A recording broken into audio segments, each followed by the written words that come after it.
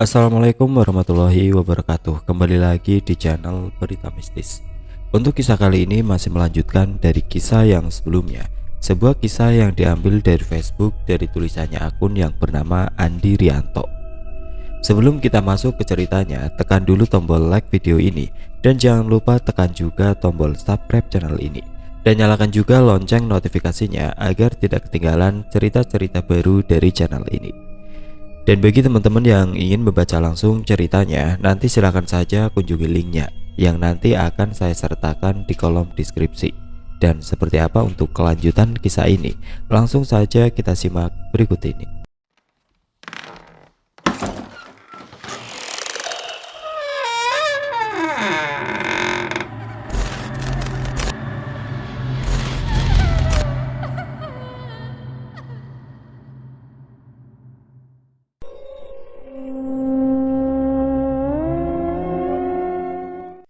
Akhirnya waktu yang aku tunggu-tunggu pun tiba. Malam ini seusai aku melaksanakan sholat sunnah, berzikir dan berdoa, aku pun siap-siap untuk bermeditasi. Aku memilih waktu malam hari untuk bermeditasi karena suasananya sunyi dan tenang. Dengan kesunyian yang tenang ini mempermudah bagiku untuk berkonsentrasi, sehingga hal ini akan lebih mempermudah bagiku untuk memasuki dimensi alam meditasiku maupun dimensi dunia lain.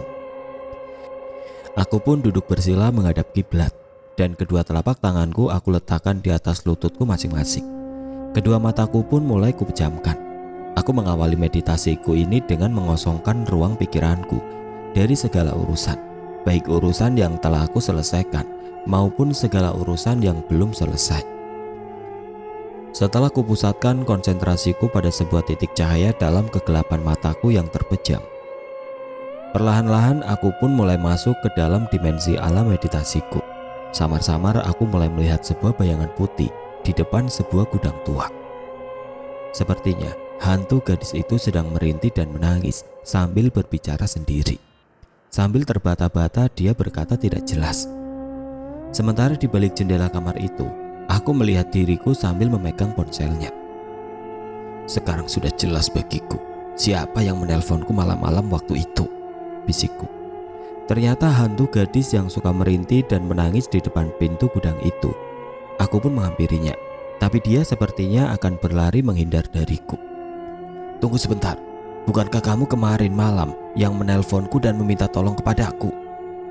Hantu gadis itu pun berbalik arah menghadap kepadaku. Dia merintih dan menangis lagi. Aku pun bertanya kepadanya, apa yang dapat aku lakukan untuk menolongmu? Aku lihat wajahnya yang pucat seperti mayat, tertutup rambutnya yang sangat lebat, kulitnya kuning langsat dan tubuhnya tinggi semampai. Tiba-tiba dia menjerit seperti orang yang menahan rasa sakit.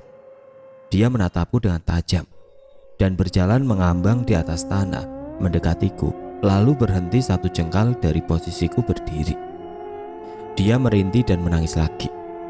Sebelum aku meminta tolong kepadamu, aku ingin bercerita tentang kisahku sehingga aku berada di depan gudang ini sampai hari ini, jelasnya kepadaku. Aku dilahirkan di rumah ini oleh ibuku sebelum waktunya, karena saat itu usia kandungannya baru mencapai 4 bulan 10 hari. Tapi oleh ibu dan nenekku, aku digugurkan, jelasnya lagi sambil merintih dan menangis. Hantu gadis itu pun melanjutkan kisahnya. Setelah aku terlahir ke alam dunia yang fana ini, aku pun langsung dikubur hidup-hidup oleh nenekku di bawah gudang ini, agar tetangga mereka tidak mengetahui kejadian yang menimpa putrinya itu, jelas hantu gadis itu kepadaku. Hantu gadis itu merintih dan menangis lagi.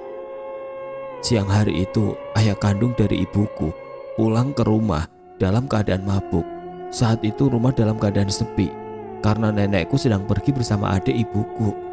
Sementara ibuku sedang tidur di kamarnya dengan pintu terbuka, dan entah setan dari mana dan karena dalam keadaan masih mabuk berat, ibuku diperkosa oleh ayah kandungnya sendiri.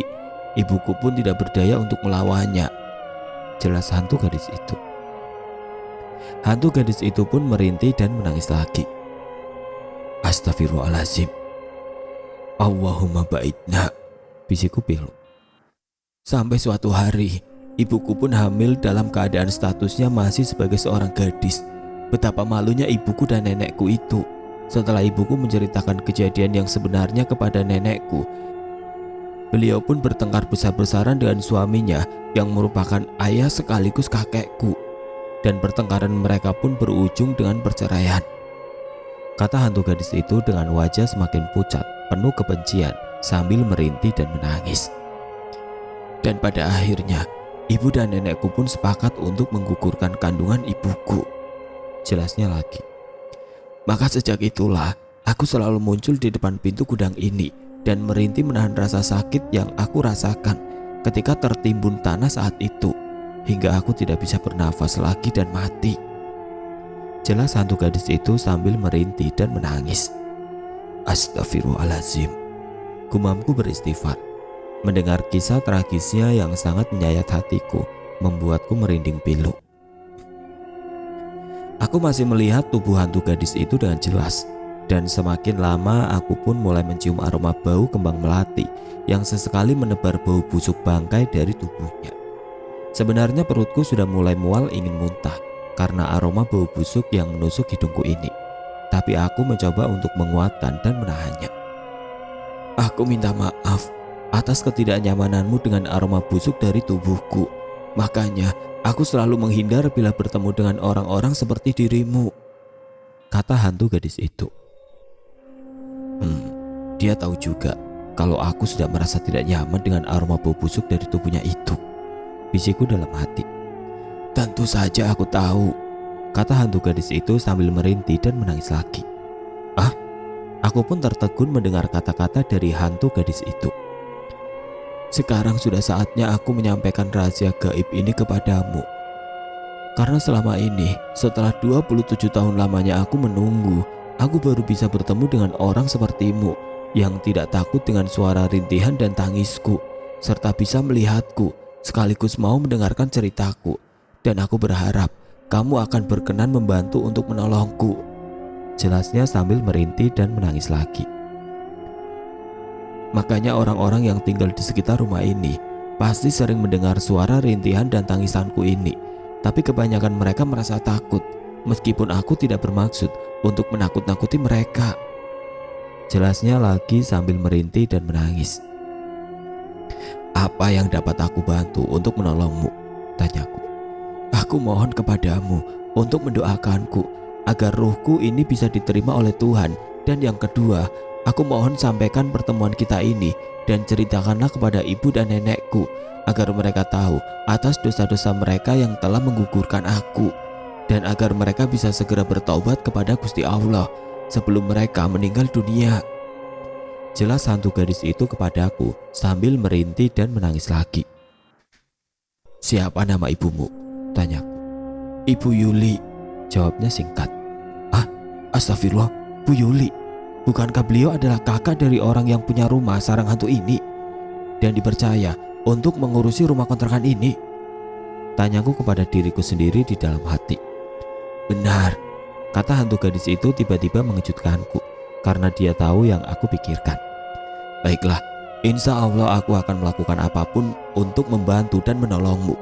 Tapi untuk hal yang kedua ini, aku minta waktu, karena untuk menyampaikan sebuah rahasia tentang kebenaran itu rasanya pahit, maka butuh waktu yang tepat untuk menyampaikannya, kataku kepada hantu gadis itu. Aku tidak memaksamu untuk secepatnya menyelesaikan masalah yang kedua ini, karena yang penting bagiku adalah terkuaknya sebuah kebenaran dari masalah ini yang sekaligus menjadi aib bagi ibu dan nenekku itu, agar bisa terselesaikan sebelum segalanya terlambat, jelasnya. Tidak lama kemudian hantu gadis itu pun tiba-tiba menghilang dari hadapanku dengan meninggalkan aroma bau kembang melati yang sangat menyengat, diiringi suara rintihan dan tangisannya yang menggema di antara kesunyian malam. Perlahan-lahan kesadaranku mulai kembali dari dimensi alam meditasiku, dan aku pun pelan-pelan membuka kedua mataku serta menghirup nafas dalam-dalam, kemudian kuhembuskan secara perlahan-lahan pula. Aku masih duduk bersila dan terpaku mengingat-ingat kejadian itu. Kuluruskan kedua kakiku ke arah depan agar peredaran darahku lancar. Kulihat waktu telah menunjukkan pukul 4.10 menit. Setelah kurasa cukup istirahatku, Aku pun segera bergegas bangkit dan berjalan menuju kamar mandi untuk membersihkan badanku. Setelah selesai dan mengambil air wudhu, aku pun kembali ke dalam kamar untuk melaksanakan sholat sunnah syukrul wudhu dan sholat sunnah fajar, masing-masing 2 rakaat. Seusai sholat sunnah, aku pun beranjak keluar dari rumah menuju ke masjid untuk bersiap-siap melaksanakan sholat subuh. Aku masih memikirkan tentang kejadian yang dialami hantu gadis itu. Maka mulai hari ini, aku pun mulai untuk mendoakannya melalui wasilah bacaan ayat-ayat suci Al-Quran yang aku hadiahkan untuk dia. Semoga Allah Subhanahu wa Ta'ala akan mengabulkan doaku, sehingga ruh hantu gadis itu akan diterima di sisinya. Amin. Suara rintihan dan tangisan dari hantu wanita itu bisa didengar oleh warga sekitar rumah kontrakanku pada sore hari seusai waktu maghrib dan tengah malam hari. Tapi beberapa malam terakhir ini, aku pun tidak mendengarnya lagi. Entahlah, seperti hilang di telan bumi. Semoga ruh dia sudah diterima di sisi Allah Subhanahu wa Ta'ala, sehingga warga di sekitar tempat tinggalku tidak perlu takut lagi. Karena ruh dia sudah beristirahat dengan tenang kembali kepada Sang Kholik. Jika memang demikian, maka PR-ku tinggal menceritakan tentang rahasia gaib itu kepada Bu Yuli dan ibu beliau, atau nenek dari hantu gadis itu. Dan pekerjaan ini menurutku lebih berat daripada menghadapi puluhan hantu kuntilanak. Maka sampai dengan hari ini aku pun belum memiliki kekuatan dan keberanian untuk menceritakan tentang aib itu kepada Bu Yuli dan ibunya. 2 tahun sudah kami menempati rumah sarang hantu ini, tentunya dengan segala kebaikan maupun keburukannya. Rumah yang dulu dikenal oleh warga sekitar sangat angker itu, alhamdulillah, kini sudah berubah menjadi rumah yang aman, nyaman, dan sejuk. Selama aku tinggal di sini, setiap pagi, petang, dan malam hari, selalu kulantunkan ayat-ayat suci Al-Quran. Apalagi setiap ba'da sholat maghrib, di ruang tamu aku jadikan sebagai majelis taklim untuk anak-anak mengaji, dari Iqra, Juz Amma, sampai Al-Quran. Alhamdulillah, gumamku lirih bersyukur. Sisa waktu kontrakan rumahku tinggal 1 tahun lagi. Sebenarnya kami sudah merasa betah tinggal di rumah kontrakan ini, tapi karena sering mengalami kebanjiran, baik ketika hujan turun maupun saat air laut mengalami pasang, maka kami pun mulai merasa tidak betah. Karena lantai rumah kontrakan itu lebih rendah dari jalan umum dan saluran airnya. Akhirnya kami pun memutuskan untuk mencari rumah kontrakan lainnya yang bebas banjir. Singkat cerita, berdasarkan informasi dari seorang teman jamaah masjid di kampungku, akhirnya aku pun telah mendapatkan pandangan rumah kontrakan baru, yakni sebuah rumah tua juga. Bedanya rumah tua ini letaknya di pinggir jalan yang ramai sehingga tidak kelihatan keangkerannya. Ketemunya sama, rumah sarang hantu lagi, bisikku di dalam hati.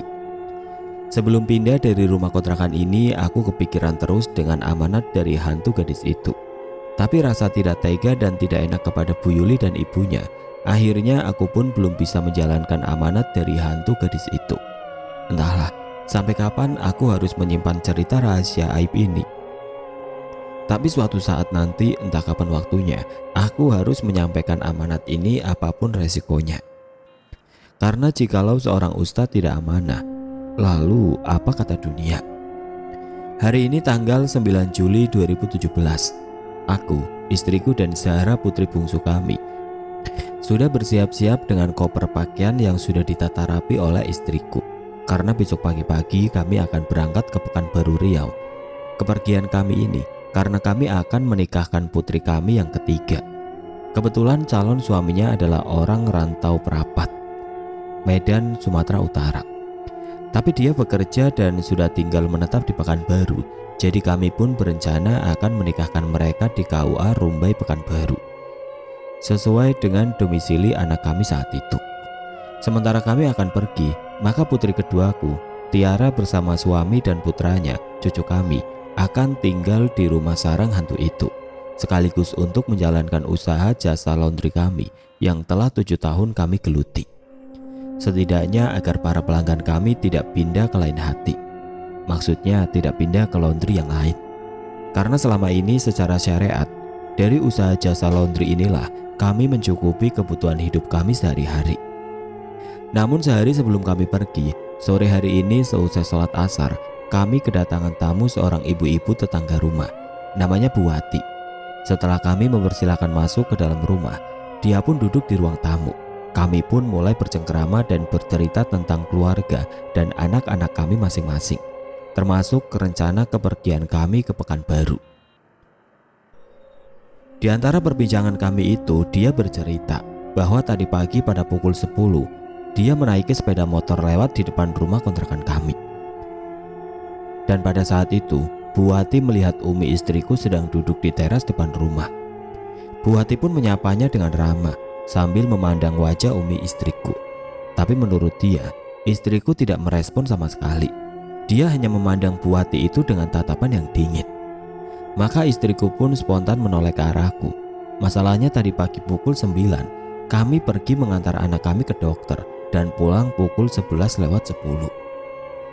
Mohon maaf Umi, apakah saya punya salah sama Umi sehingga ketika saya menyapa kepada Umi pun tidak menjawab, melainkan hanya menatap ke arah saya saja? Tanya Bu Wati. Maka kali ini sepertinya kami harus mengatakan yang sebenarnya, bahwa ini adalah ulah hantu kuntilanak yang ada di pohon mangga tetangga depan rumah.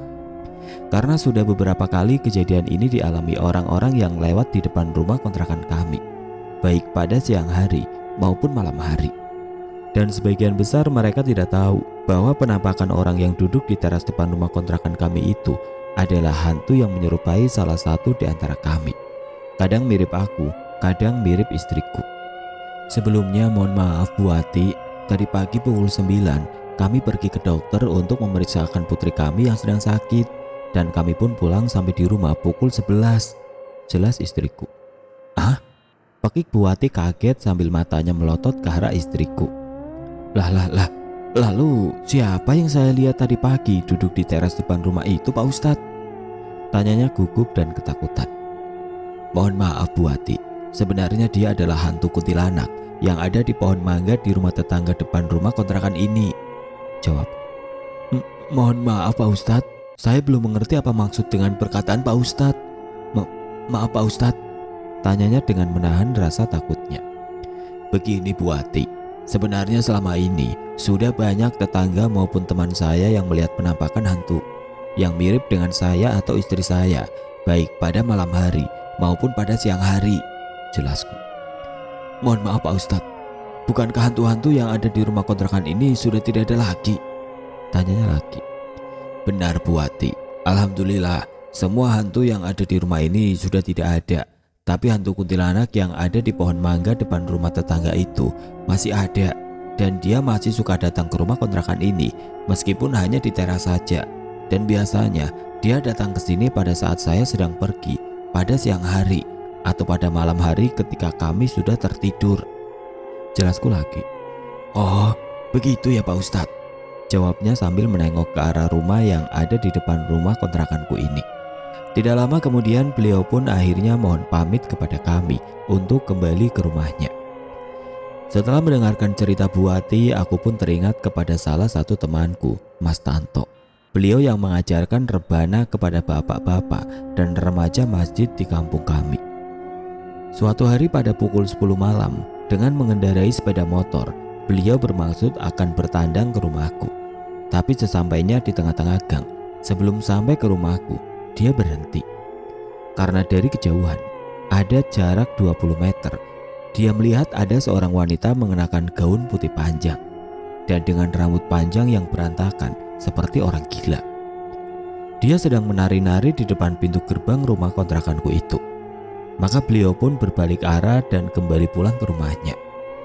Keesokan harinya pada pukul 9, beliau pun datang kembali ke rumahku. Dan setelah bertemu denganku dan mengutarakan tentang maksud dan tujuannya menemuiku, lalu beliau pun bercerita tentang kejadian yang dialaminya semalam. Beliau pun bertanya kepada aku, mohon maaf Pak Ustadz, siapakah sebenarnya wanita yang tadi malam saya lihat sedang menari-nari di depan pintu gerbang itu? Tanya beliau kepada aku.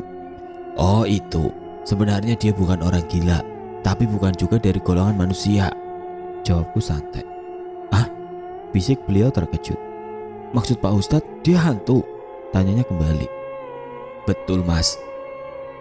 Karena pada saat itu pukul 10 malam, saya sedang duduk bersama istri saya di ruang tamu dan saya juga mendengar ada suara sepeda motor berhenti. Lalu saya pun segera membuka pintu depan rumah untuk memastikannya.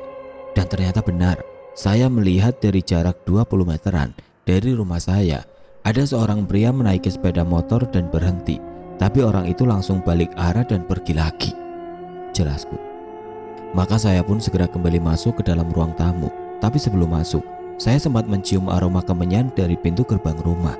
Meskipun saya tidak melihat apapun saat itu, tapi saya bisa merasakan kehadirannya beberapa saat yang lalu. Jelasku lanjut. Sepertinya hantu kuntilanak itu baru saja pergi ketika dia melihat saya keluar dari rumah. Sambungku. Sepertinya Mas Tanto masih merasa takut dengan kejadian tadi malam. Karena di antara perbincangan kami, sesekali beliau melihat ke arah pintu gerbang rumah kontrakanku itu. Aku sangat maklum, karena hantu kuntilanak itu terkadang bahkan berani menampakkan diri pada siang hari di depan teras rumah kontrakanku dalam wujud manusia. Sampai jumpa di Pekanbaru. Sekembalinya dari Pekanbaru, Tiara putri kedua kami menceritakan beberapa kejadian yang aneh di rumah sarang hantu itu. Di antaranya yakni pada suatu hari pada pukul 5 sore, ada seorang ibu tetangga RT, namanya Bukus, datang ke rumah kami. Dia mengetuk-ketuk pintu rumah sambil berulup salam. "Assalamualaikum." "Tok tok tok tok," seru Bukus sambil mengetuk pintu. "Assalamualaikum." "Tok tok tok tok tok." Beliau pun mengulanginya sampai 3 kali, tapi tidak ada jawaban apapun dari dalam rumah itu. Maka Bukus pun mencoba untuk mengetuknya sekali lagi, tapi sebelum tangannya mengetuk pintu, beliau mendengar ada suara seseorang perempuan dengan nada membentak kepadanya. Beliau pun sempat kaget dibuatnya. Akhirnya beliau langsung berprasangka buruk kepada Tiara, seolah yang membentaknya tadi itu adalah Tiara. Dan karena merasa tersinggung, Bukus pun segera pergi dari rumah kontrakan kami itu. Selang beberapa saat kemudian, Tiara bersama suami dan anaknya pun tiba di rumah kontrakan itu. Ibu Ika, tetangga sebelah rumah, ternyata melihat kedatangan Bukus ke rumah kontrakan kami, dan beliau mengamatinya dari rumahnya. Maka setelah melihat kedatangan Tiara, beliau pun segera mendatanginya dan menyampaikan kepada Tiara bahwa beberapa saat yang lalu ada Bukus yang datang ke rumah untuk mencari Tiara. Tapi entah karena kelamaan tidak dibukakan pintu, akhirnya Bukus pun pergi dengan wajah cemberut. "Terima kasih Bu Ika atas pemberitahuannya," kata Tiara kepada Bu Ika. "Sama-sama Nak Tiara," jawab Bu Ika sambil berjalan kembali pulang ke rumahnya.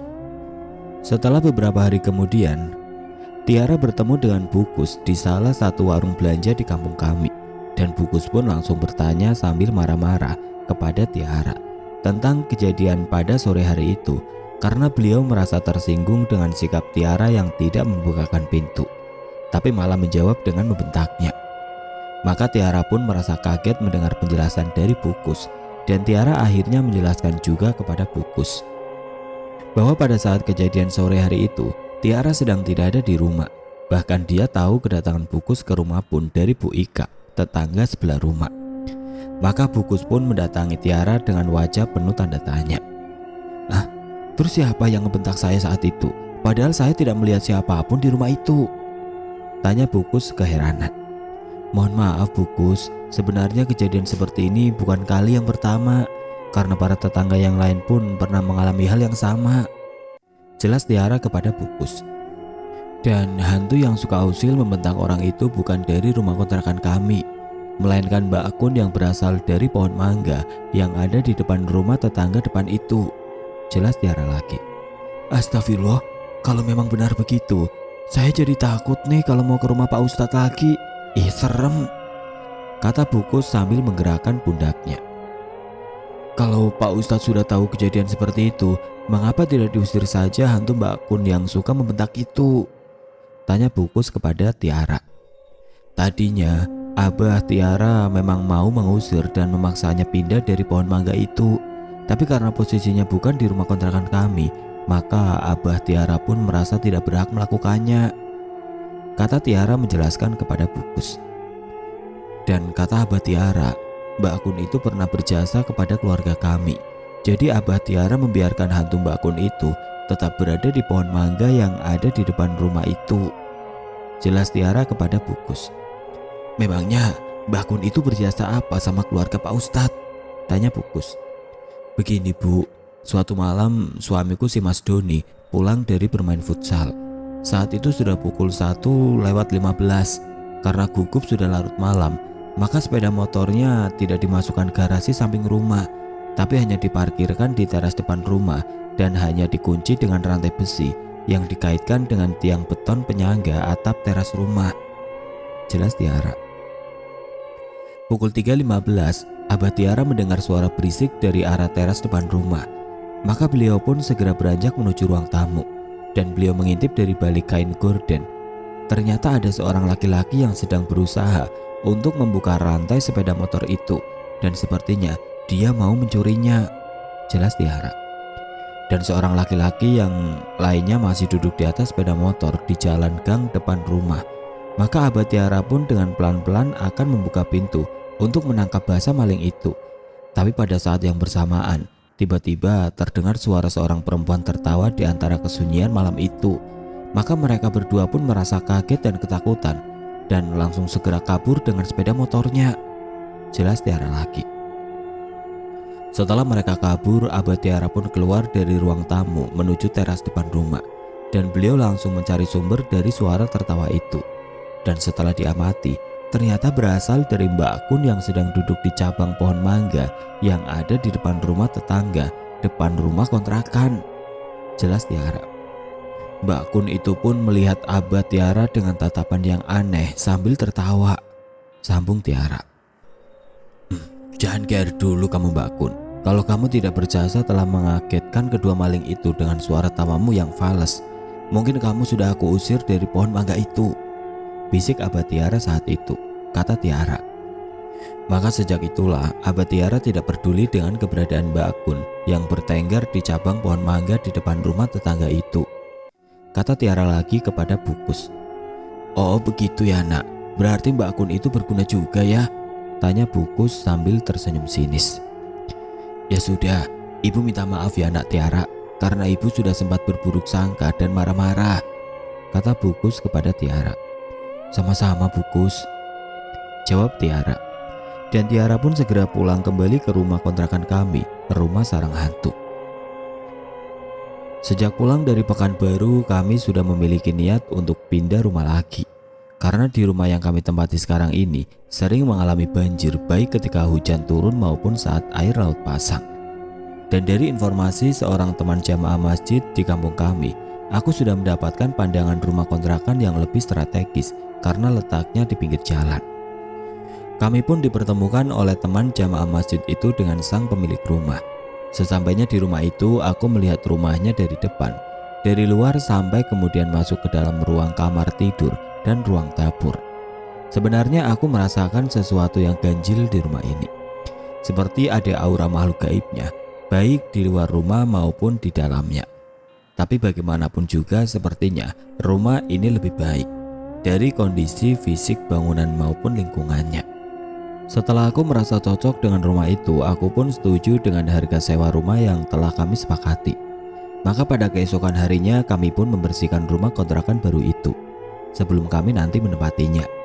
Karena berita yang aku dengar dari gosip para ibu-ibu yang suka ngerumpi di kampung ini, rumah ini sudah kosong dan tidak dihuni selama 1 tahun. Maka kami pun membersihkannya secara lahir maupun batin. Maka setelah seharian kami setelah selesai membersihkan rumah itu, beberapa hari kemudian kami pun pindah rumah dari rumah kontrakan yang lama, yaitu yang berada di ujung gang, dan sekarang akan menempati rumah kontrakan di pinggir jalan. Tentunya dari sisi ekonomi lebih menguntungkan, karena lokasinya strategis untuk tempat usaha. Rumah ini cukup besar, bahkan lebih besar dari rumah kontrakan sebelumnya. Dengan kamar tidur 3 ruang, dan juga sebuah ruang kosong yang ada di samping, kami jadikan sebagai ruang usaha laundry kami. Halamannya cukup luas untuk dijadikan sebagai tempat jemuran pakaian. Luas tanah bangunan rumah ini adalah 230 meter persegi, seperti yang saya lihat di kartu tagihan PBB rumah itu. Hari ini adalah hari Senin tanggal 3 September 2008. Hari pindah rumah kami ke rumah kontrakan yang baru. Ya, beginilah nasib kontraktor. Hidupnya berpindah-pindah terus. Dari satu rumah kontrakan pindah ke rumah kontrakan lainnya, kayak kucing yang baru melahirkan saja. Tapi tetap kami syukuri. Setidaknya Allah Subhanahu wa Ta'ala masih memberikan rizki untuk membayar biaya sewa rumahnya. Dan kami pun masih diberi kesehatan serta usaha olehnya yang bisa untuk mencukupi kebutuhan hidup kami sehari-hari sebagai bekal kami beribadah kepadanya. Maka hari Senin ini sekaligus sebagai hari pertama kami tinggal dan bermalam di rumah lonceng kematian ini. Malam ini kami, aku, istriku dan putri bungsu kami masih tidur dalam satu kamar, yakni di kamar paling depan. Maklum karena putri bungsu kami masih merasa takut bila harus tidur sendirian di kamar lainnya. Dan memang seperti itulah putri kami yang satu ini, anaknya penakut. Seperti biasanya aku terbangun pada pukul 2 dini hari untuk melaksanakan beberapa sholat sunnah. Namun pada saat aku baru terbangun dan baru aku buka kedua kelopak mataku, aku dikejutkan dengan munculnya sebuah suara ringkikan seekor kuda dari balik jendela samping kamarku. Di sebelah kamar tidur itu memang ada lontrong untuk jalan tembus menuju ke dapur. Astagfirullah, gemamku kaget. Aku pun segera bangkit dari tidurku dengan posisi duduk di atas tempat tidur dan aku lihat ke arah jendela kamar. Astagfirullah, bisikku. Sekilas terlihat olehku sebuah bayangan kepala kuda dan tiba-tiba dia pun lenyap menghilang seketika. Sepertinya hantu kepala kuda ingin memperkenalkan diri kepadaku dengan menunjukkan dirinya walau hanya sesaat, bisikku dalam hati itu. Tidak lama kemudian aku pun bergegas keluar dari kamar tidur menuju ke kamar mandi untuk membersihkan badan sekaligus mengambil air wudhu. Setelah kembali ke kamar, aku pun bersiap-siap untuk melaksanakan sholat sunnah. Seusai melaksanakan beberapa sholat sunnah, berzikir dan berdoa, aku pun mulai untuk bermeditasi. Seperti biasa, dengan posisi duduk bersila menghadap kiblat. Kedua telapak tangan aku letakkan di atas lutut masing-masing dan mulai kupejamkan kedua kelopak mataku. Selang beberapa menit kemudian aku pun sudah masuk ke dalam dimensi alam meditasiku. Aku melihat sosok seorang laki-laki tua bermata sipit yang bertelanjang dada. Beliau hanya memakai bawahan kain putih polos dan ikat penutup kepala berwarna putih juga dengan khas orang Bali. Sepasang matanya menatapku dengan tajam. Dia berada di depan pintu kamar mandi. Aku pun bertanya kepadanya, "Mohon maaf, kalau boleh tahu, siapakah Bapak?" "Aku adalah penghuni tempat ini. Sejak tanah ini masih berupa sebuah kuburan," jawabnya. "Oh, jadi tanah yang telah dibangun sebagai rumah ini adalah bekas tanah kuburan," bisikku. "Mohon maaf Bapak, hari ini kami mulai tinggal di rumah ini. Jadi jika engkau berkenan, sudilah kiranya engkau meninggalkan rumah ini agar kami bisa tinggal dengan nyaman," pintaku kepadanya. "Lancang sekali kau anak muda. Kau mau mengusirku dari tempat ini, sedangkan aku telah tinggal di sini sudah beberapa ratus tahun yang lalu," jawabnya dengan marah. "Aku akan pergi dari tempat ini jika engkau adalah pemilik sah dari rumah ini. Tapi yang aku tahu, bukankah kau hanya mengontrak saja di rumah ini?" katanya lanjut. Ternyata jin yang berwujud kakek tua ini tahu juga kalau aku di sini hanya mengontrak saja, tanyaku dalam hati. "Jangan khawatir wahai anak manusia, aku berjanji tidak akan mengganggumu dan keluargamu selama tinggal di rumah ini," katanya lagi. "Baiklah, aku tidak bisa memaksamu untuk pergi dari rumah ini karena memang benar apa katamu. Aku memang hanya mengontrak saja di sini, jadi aku pun menyadari bahwa aku tidak punya hak untuk mengusirmu pergi dari sini," kataku. "Tapi mohon maaf sebelumnya, jika keberadaanmu di rumah ini berani mengganggu keluargaku, istri dan anak-anakku atau cucuku, maka engkau akan berhadapan denganku. Ketahuilah olehmu, aku tidak pernah takut sedikit pun dengan makhluk seperti dirimu. Maka biarpun engkau lari dan bersembunyi di lubang semut sekalipun, pasti akan aku cari sampai dapat," kataku tegas dengan mengancamnya. Entah kenapa aku terpancing emosi oleh ucapan kakek tua itu. Mungkin karena aku merasa telah disepelekan olehnya, yakni dengan dia mengatakan bahwa aku hanya mengontrak saja di rumah ini. Kurang ajar juga jin kakek tua itu, gerutuku dalam hati. Tidak lama kemudian jin yang berwujud kakek tua itu pun menghilang dari hadapanku. Perlahan-lahan aku pun mulai tersadar dari dimensi meditasiku. Kulihat waktu telah menunjukkan pukul 03.30 waktu Indonesia Barat. Maka aku pun memanfaatkan sisa waktu sebelum masuknya waktu sholat subuh dengan membaca ayat-ayat suci Al-Quran, yakni surah Al-Baqarah.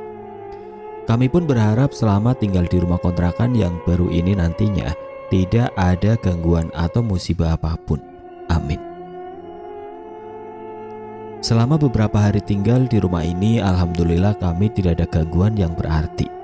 Hal ini mungkin karena beberapa hari sebelum kami tempati, rumah ini sudah aku bersihkan secara zahir maupun batin, tentunya dengan caraku, yakni secara syariah.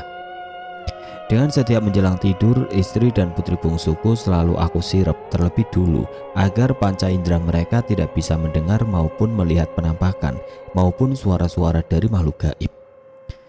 Jikapun ada penampakan makhluk gaib, maka biarlah aku saja yang mendengar maupun melihatnya.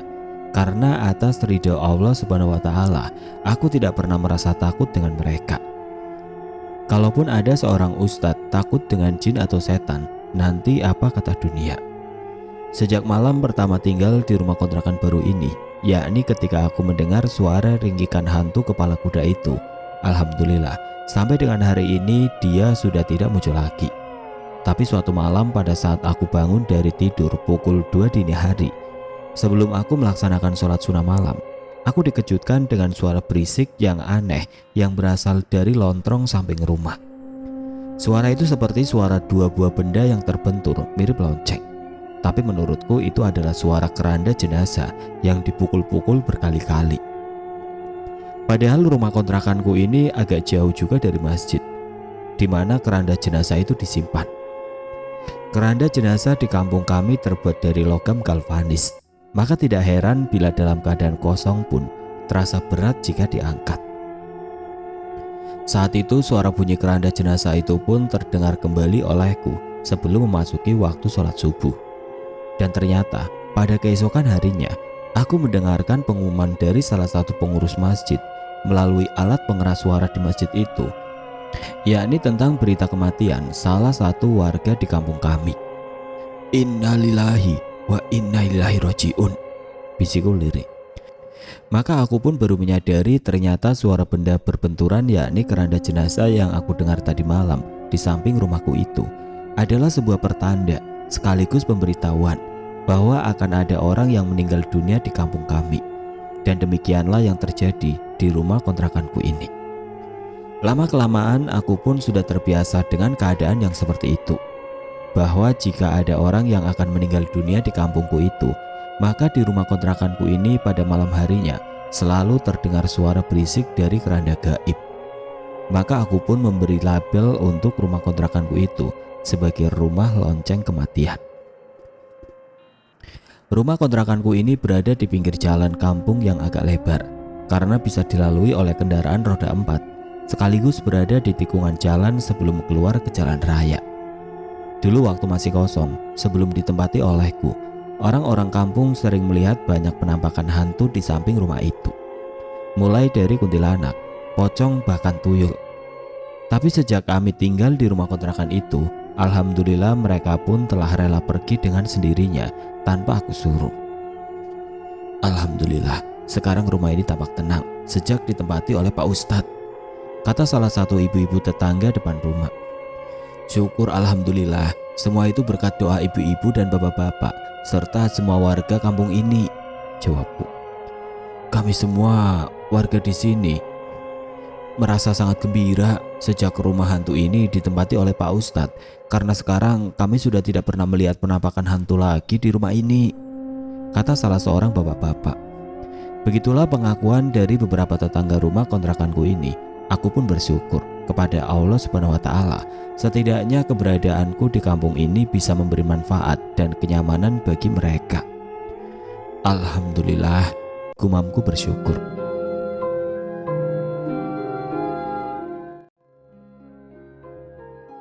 Oke teman-teman, sampai di sini dulu ceritanya. Nantikan kelanjutan kisah ini di video berikutnya.